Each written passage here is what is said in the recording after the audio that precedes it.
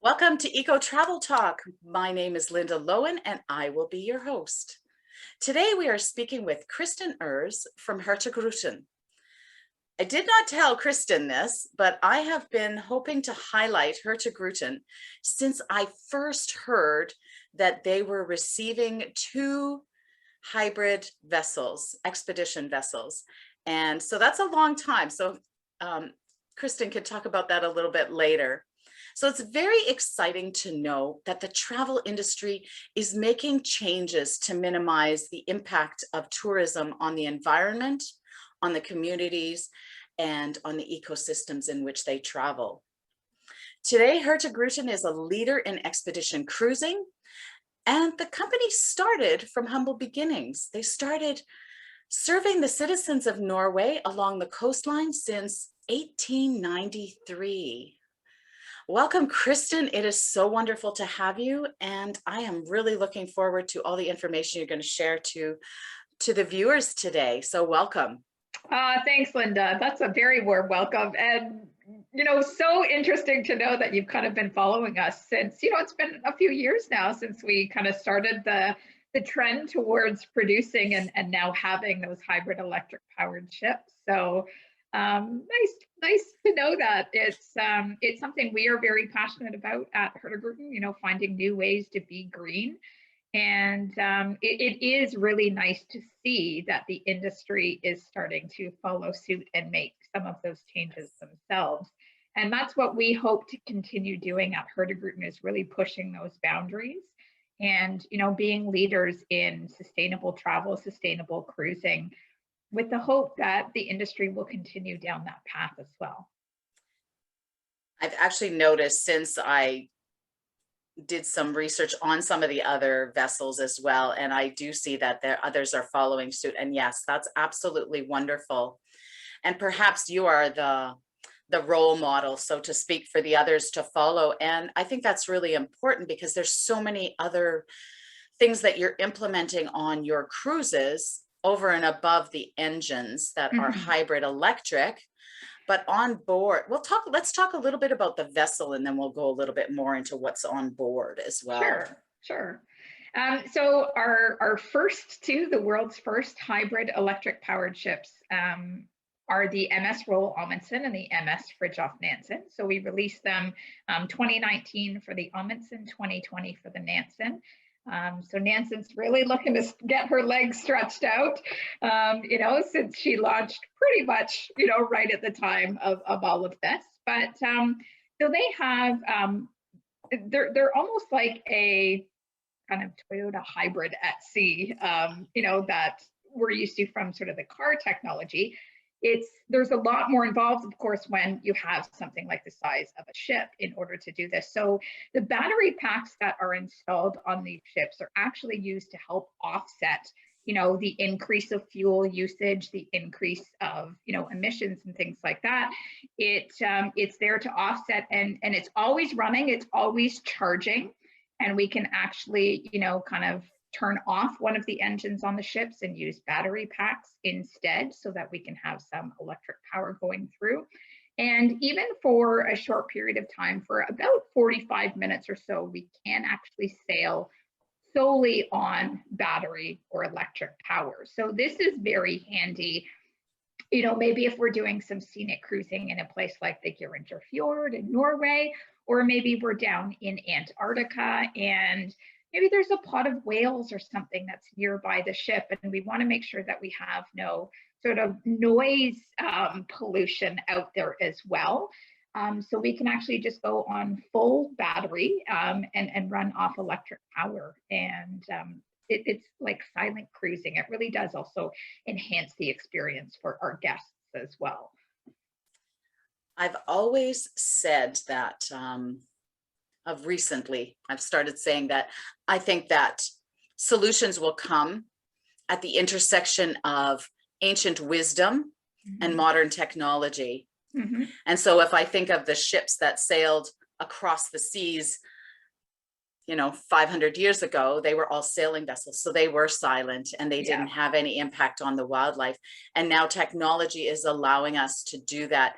And I am really looking forward to further advances in this technology so that there is no sound, because I am sure that that has some sort of impact on the animals. And that's great to know that the vessel can sail without making noise and not disturbing the marine life. Oh, that's cool.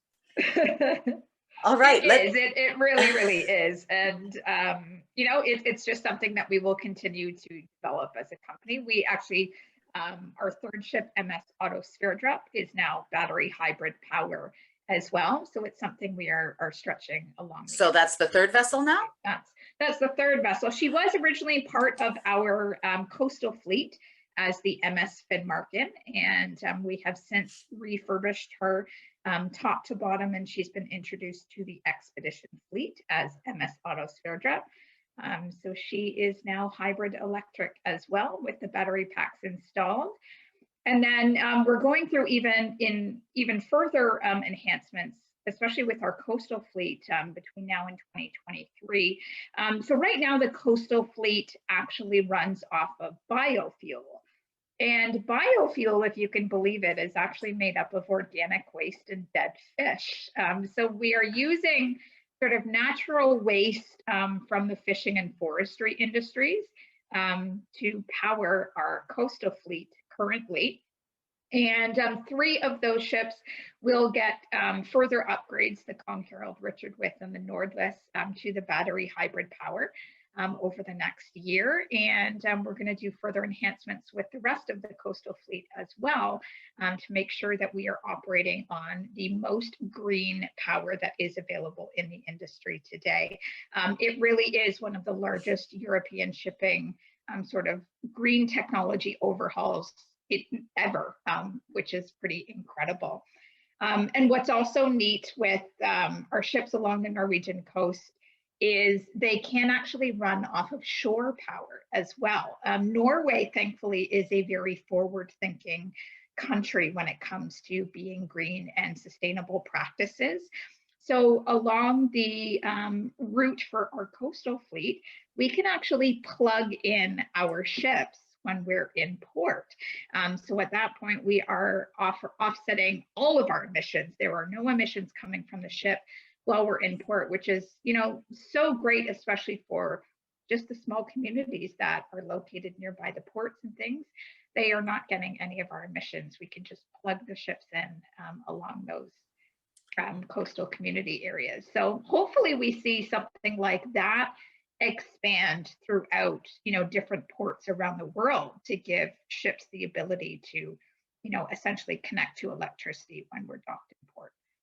I think that's a great idea. And you actually answered one question, because I did know about the biofuel and I was wondering which was more efficient, the hybrid or the biofuel, because I think the biofuel also serves a purpose of reducing waste and actually using it. It makes it a little bit more circular in usage. So interesting. That's really cool. And with the power to the vessels, then I guess the marine authorities will have to do that, or the port authorities will have to be doing that sort of infrastructure I think it'll change. come up to like individually each country and their initiatives, you know, within their port areas as to the willingness, you know, to you know, create something as an option like that for any vessels that are docking in their cities. Interesting. I guess that could be a movement in itself, where the citizens can say, you know, let's try to make that as part of our mandate, is to ensure that the ports are cleaner, because that really is a huge amount of fuel that goes not only into the air, but also into the ocean as well, and the harbors, and then you can even smell it in some of the harbors. Exactly. Yeah. And think of some of the larger ports that we're familiar with that can have, you know, maybe 5 or 6 ships at one time for an entire day. So just imagine the effects that can have on sort of the surroundings. Yes. Oh, you've got me thinking even further than I thought. Well, let's get on to the onboard experience, because you've implemented quite a few interesting policies on board, some that will not be unfamiliar to passengers or Mhm. possible passengers. There's one in particular that I'm kind of interested in. So I'll see what you talk about first, and then we can delve further into each of them. So let me know a little bit about the procedures that you've implemented to reduce any sort of garbage or reduce the use of resources on board. Yeah, so we were actually the first major travel company and cruise line to ban single-use plastics on board. We did that back in 2018, and that is one thing that we are seeing a lot of the other cruise lines start to at least implement plans, if not have already started doing the same themselves. So that actually started as an idea on board by one of our expedition team members. She suggested it to our CEO as sort of a 125th birthday, idea for Hurtigruten. And literally within sort of just a few days of her bringing this to their attention, within 4 months, we had the plan and it was done. And across the entire fleet, we removed all of the single-use plastics. And I think that's what I love so much about the company is these types of suggestions and things don't need to be coming, from the top. They do really genuinely care and want to know about our ideas within the company, because it really only makes a better product, and a better experience for our guests, for our crew, for us as a company. So that's huge, because that's, getting rid of any of your plastic cups, your straws, even we're probably familiar, especially even just staying in some hotels, how they still maybe wrap your cup in plastic, that you have to undo it in order to use it, or your soaps or your, single-use shampoo bottles, things like that. We did it really kind of start to finish throughout sort of every aspect of the experience on board, and even something like, how it affects us here on land, even from a brochure distribution platform. Our brochures used to be wrapped in plastic, then put in a box and then shipped. So we actually went to our suppliers to say, could you just not do that one level of wrapping it in plastic? Like, just put the books in a box and ship them. So it expands even beyond the onboard experience. We're finding ways within, the general company that we can follow this, no single-use plastics opportunity as well.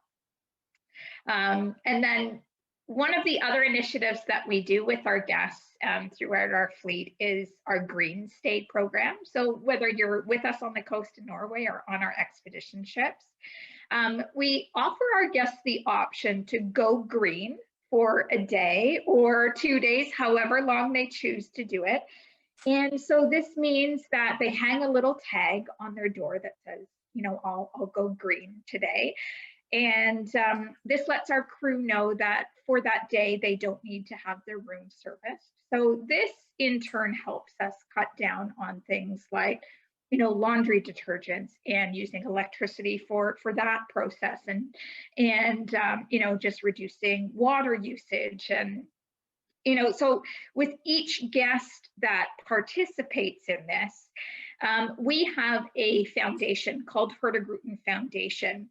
And we actually make a donation on behalf of these guests for each night that they choose to go without having their room service.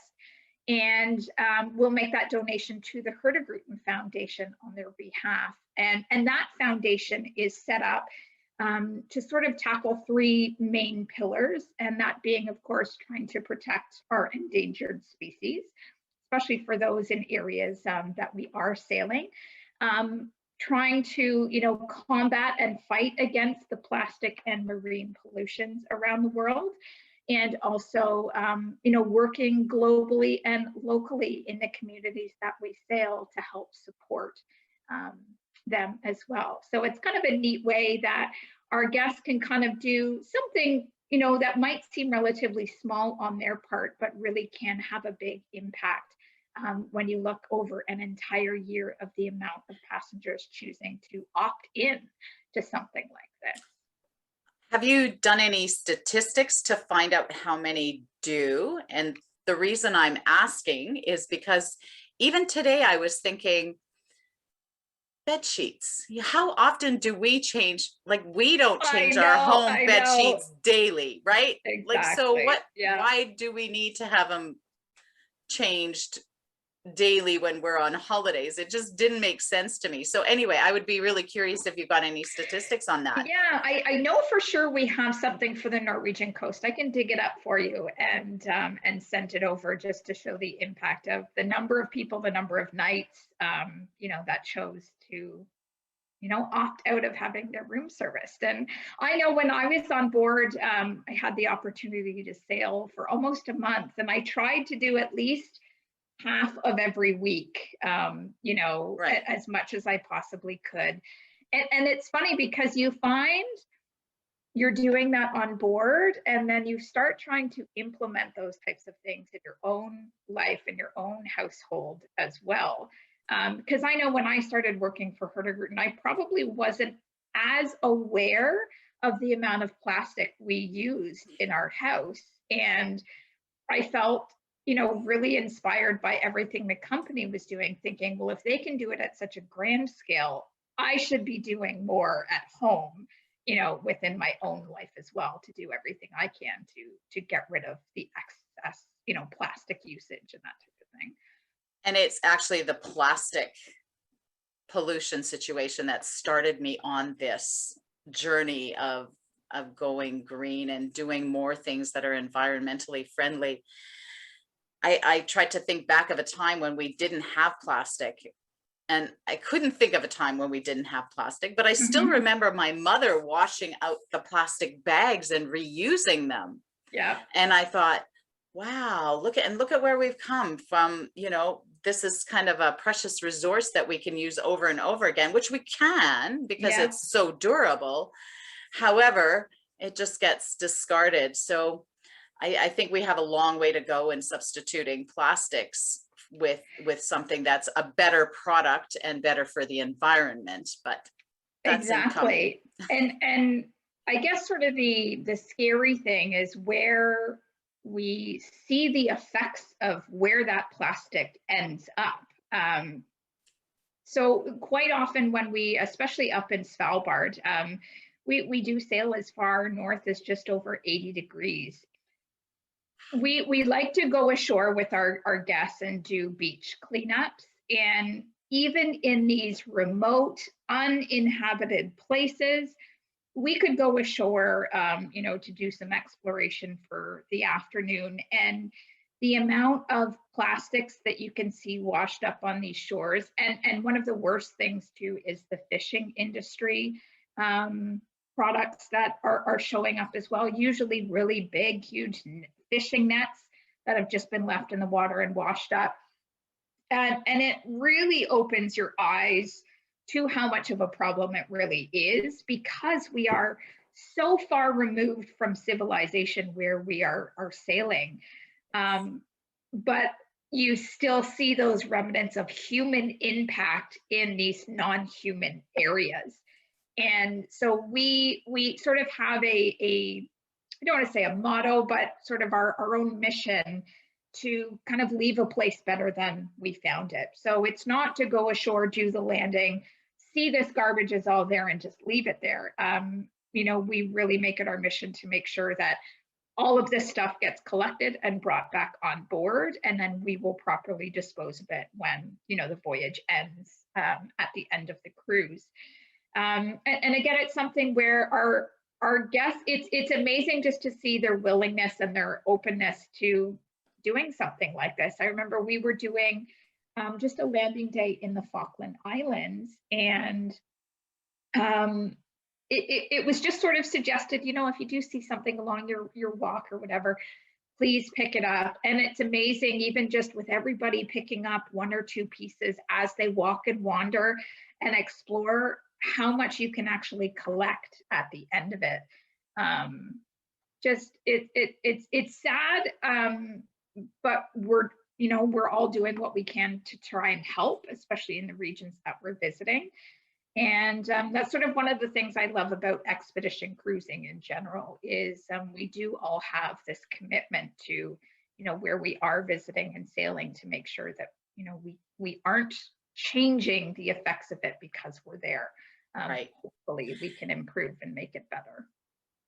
And that is one of the reasons why I'm doing this, because I think these initiatives being taken by tour operators, and specifically the expedition cruise industry, because you're right, they are going to the most remotest parts of the world that are pristine and seemingly untouched. And I don't know that people would even think about a beach in the Falkland Islands that would be full of marine debris from plastic. So not only are you helping that environment by collecting this on the beach cleanup, which could be fun, and it certainly would make the guest, I know I would feel amazing knowing that I made even one little dent in that beach. So I would come back feeling more fulfilled after that holiday. But more importantly, I would become more aware of the issues that are in these places, and how just being on the planet and doing what we're doing has such an impact in such far-reaching places. So that's the education and awareness part of it. Exactly. And that's exactly the hope that we have for our guests coming out of these types of experiences, is, you know, sort of being destination ambassadors. And because I know I felt that same way after my first voyage, and even just sort of firsthand witnessing effects of not just, you know, the plastic and marine pollutions, but climate change and what that is doing to, you know, sort of the receding of glaciers where we are, and the, you know, the faster melting of sea ice, which can really affect the polar bears and their hunting. So you really see these things first. I mean, I know it affected me, as you said, you know, you feel like you're going to learn something. It's really going to open your eyes to, you know, what we are doing. As you know, it did make me kind of want to have more action once I came home. You know, looking back on my history of travel, it was actually travel that brought me to this place of wanting to preserve it. Everything from, you know, throwing litter out of the car when I was driving down the highway to the West Coast when I was a child going to visit my grandparents. I think that's how I became aware of sort of litter as that, and that's slowly evolved to plastics. Now, the awareness and the learning, I think this is a great time to introduce your science center on board. Yeah, I really at the heart of the Hurtigruten Expeditions experience is our science center and everything around that, including our citizen science programs. So we do have geological and biological microscopes on board that we can, you know, analyze and look at different samples we've collected. One of those things is, you know, going out in our science boat and collecting water samples, and even, you know, analyzing them under the microscope to actually see those microplastics, you know, even down in the waters of Antarctica, that we can see firsthand through just a small sample of water that we can collect. But we also partner with many different associations around the world as well, to help aid in their collection of data and research. Because I mean, the great thing about the places that we are sailing is we are usually in these destinations for an entire season. And especially for a place like us in Antarctica, we have 3 ships full time in Antarctica for the Antarctic summer. And not every research association has the funding to be able to charter their own ship to study, you know, the migration of whales, you know, or different penguin colonies, things like that, with what they're doing. So sometimes we might actually have these associations on board, and they live on board our ships and conduct research alongside us, you know, offering our guests this experience. And what's kind of cool is we actually had some on board from one of the associations we work with out of a university in California. I apologize, I can't remember the name, but they were actually studying whale migration. So what better place to be than on a ship, you know, for the summer in Antarctica.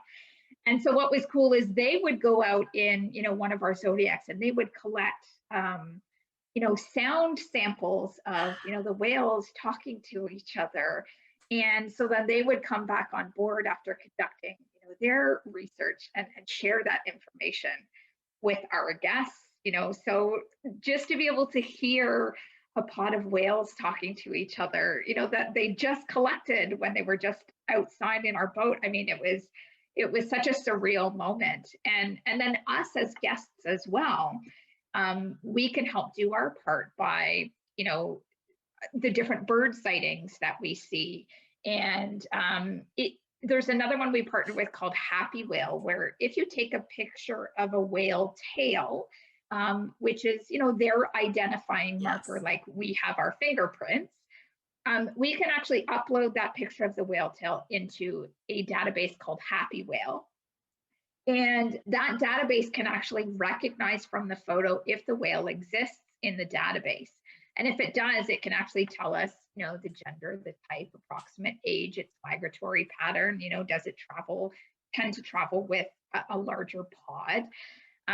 What's even more cool is if the whale doesn't exist in the database, that guest is now the one responsible for adding it to the Happy Whale database. They get to name the whale as well.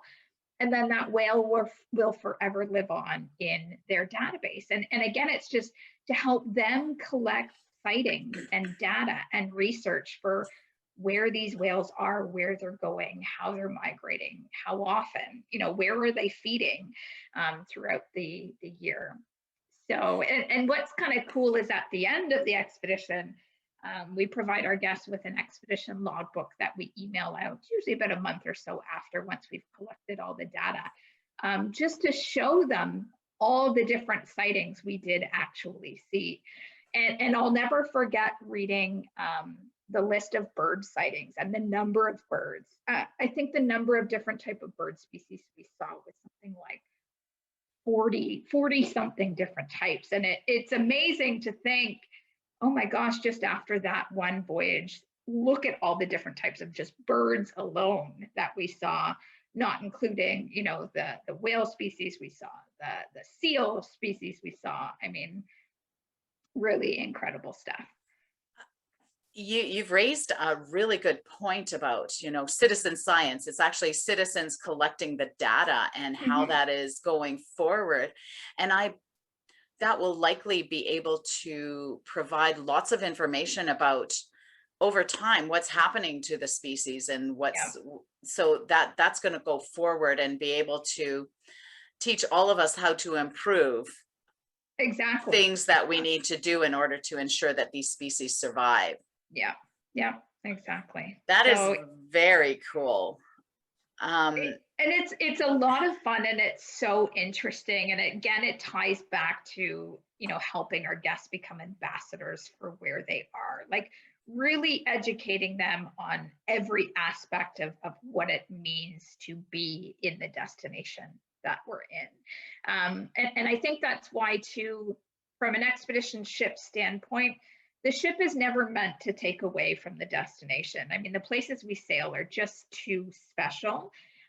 It's really meant to be a complement to the destination and just help enhance the education and the experience that our guests have, but still keeping them very much tied to where they are based on the citizen science program, the science center, the lecture programs that we offer on board. Well, we've talked a lot about destinations and how we want to preserve the destination and what we want to learn from each destination. Perhaps you can give us an insight into just an overview of some of the destinations that you travel to, and perhaps highlight a couple of them so that we can get an idea. And I would love for you to mention at the end the big cruise that you announced earlier this year. Yeah. So in terms of course, we go to Norway, where we started and the heart of who we are. And you'll notice a lot of the Norwegian traditions to get worked into even the expedition experience and design of our ships as well. So beyond the coast of Norway, we sail to Svalbard, which is northern Norway. It's a separate archipelago of mainland Norway, and it is considered the Arctic. And Svalbard is great if you have, the hope of maybe seeing the polar bear. This is a great spot to try and attempt that on one of our voyages. And in Svalbard, we do actually have a land program there as well. We're one of the main tour operators on the island of Spitsbergen. So we do actually have hotels and snowmobile tours and dog sledding and everything that you can enjoy with Hurtigruten as part of our Hurtigruten Svalbard family up there. But we also go to Iceland and we do full circumnavigations of Iceland, which is great. So you get a great overview of the island, both from land and sea. We go to Greenland and visit both the west and sort of northeast side of Greenland on separate expeditions. Because they're very different experiences. Western Greenland is more about the opportunity to visit and support and work with the local communities. But in Northeast Greenland, there's only one community that exists there. All the rest is just kind of ice and tundra and landscape. And, it's a whole different type of way to see Greenland. We're also one of the few that goes all the way through the Northwest Passage. You can only attempt this really towards the end of the summer because we need the ice to have melted enough that we can go through.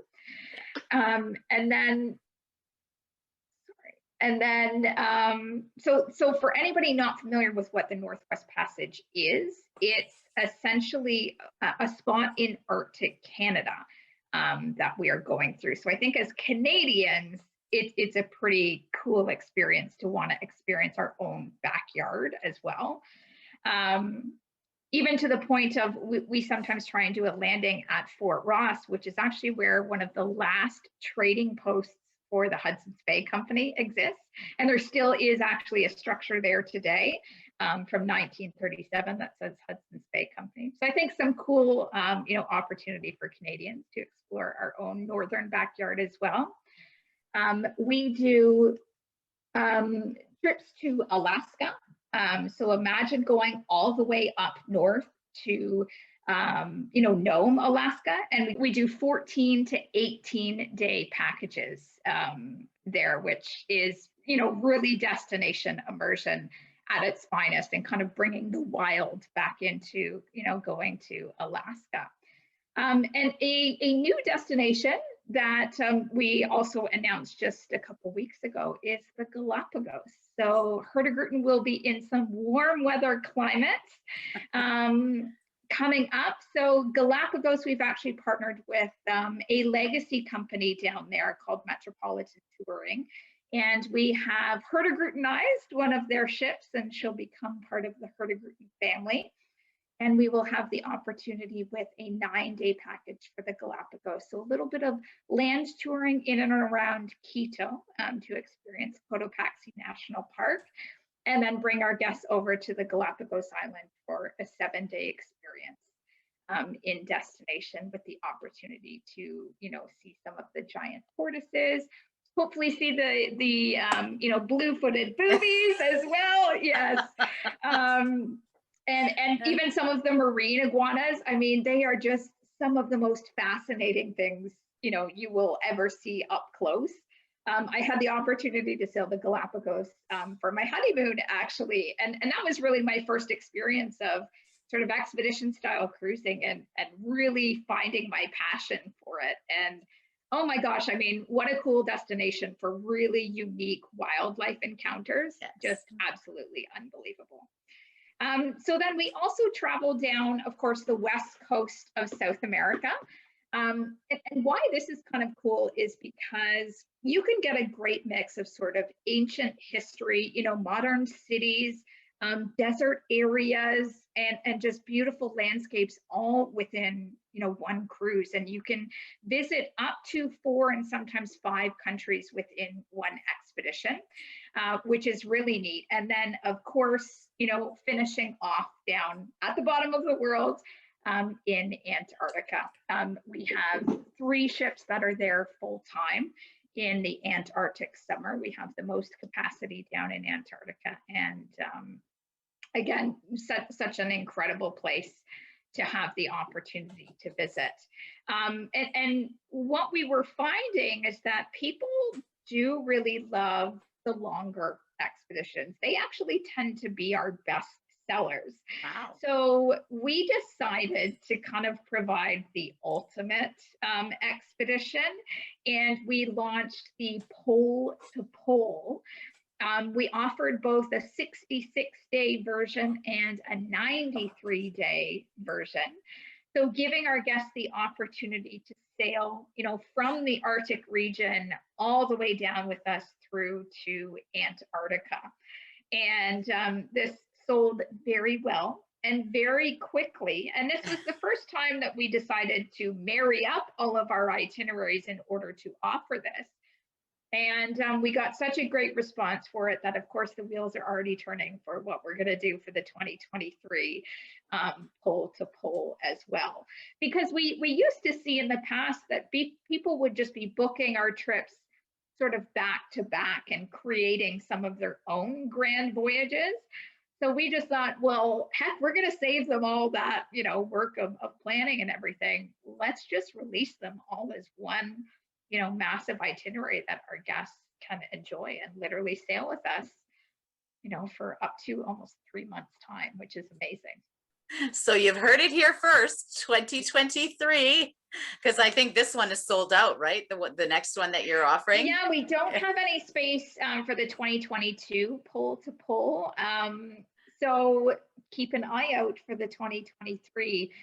This is sort of your heads up. If it is something of interest, make sure you contact Linda, because she'll have firsthand knowledge of when it's going to be released. Absolutely. So that's something about going forward. You have taken us around the world from pole to pole, and you've given us some of the wonderful highlights of these destinations, as well as things that are really important and that the expedition cruise industry is doing, and specifically Hurtigruten is leading the way in eco travel to these destinations with their vessels and their onboard initiatives. There was one thing I missed out, and that was the plant-based meal option. Oh, yeah. That was something that was really intriguing when I read that. I go, with so many people moving from agriculturally based proteins, meats, chickens and that, and even marine proteins, that when I saw your plant-based meal option, I thought that is a really intriguing and interesting initiative. Yeah, we started with a vegan option probably back in 2017, and something we really honed in on, especially over the past few years, because there definitely is a shift in how and what people are choosing to eat. And we've become very well known for offering vegetarian, vegan, plant-based options for our guests on board. And even for myself, although I'm not vegan or vegetarian, I found I really enjoyed those options and have tried to work some of them into my everyday life as well. And what I love about the experience with our food on board is everything is made from scratch. We don't have any industrially processed foods on board either. So you're just experiencing just such flavorful, fresh food on board. And we also do as much as we possibly can to source that food locally, because again, it helps reduce food miles and limit emissions there with just shipping food and things like that. But it also helps, of course, to support the local farmers and the local suppliers of where we are visiting and sailing. So I absolutely adore the culinary experience on board. It's offered me opportunity to try things that I probably wouldn't in my day to day. But then it really makes you start to think, oh my gosh, I could be enhancing what I'm eating day to day just because of the unique opportunities that we offer for food on board. So for anybody who is vegan or vegetarian, we are such a great option for you. And you know, we have set menus and things that you can take advantage of on our product, and just some of the most fresh food you will get to enjoy where we're sailing. Well, thank you, Kristen. And again, you've just kind of covered up the whole definition of eco, which is sometimes confusing. What does eco mean? I've redefined it in any case. And so the eco, the ECO actually is how I've defined it. The E being explore and dare to explore new parts of the world. C is to connect with the culture, the place, the environment, and the creatures. Beautiful. And the O is for observe only and leave things as they were originally found. And it sounds like Hurtigruten likes to do that one step further, and you like to leave places better than they are found, which I think is a wonderful feeling. So overall, I want to thank you so much for this whole presentation and everything that you've talked about with this Eco Travel Talk episode. And I hope our viewers will enjoy it as much as I did. And thanks again, Kristen. Wonderful to have you here. Thank you, Linda. It's always a pleasure and nice to see you. And let's do this again sometime in person. Yes. Thank you again. It really means a lot to be able to speak to these. So thank you, everybody, for watching. This is Eco Travel Talk, and my name is Linda Loewen, and I hope you will join us for future episodes.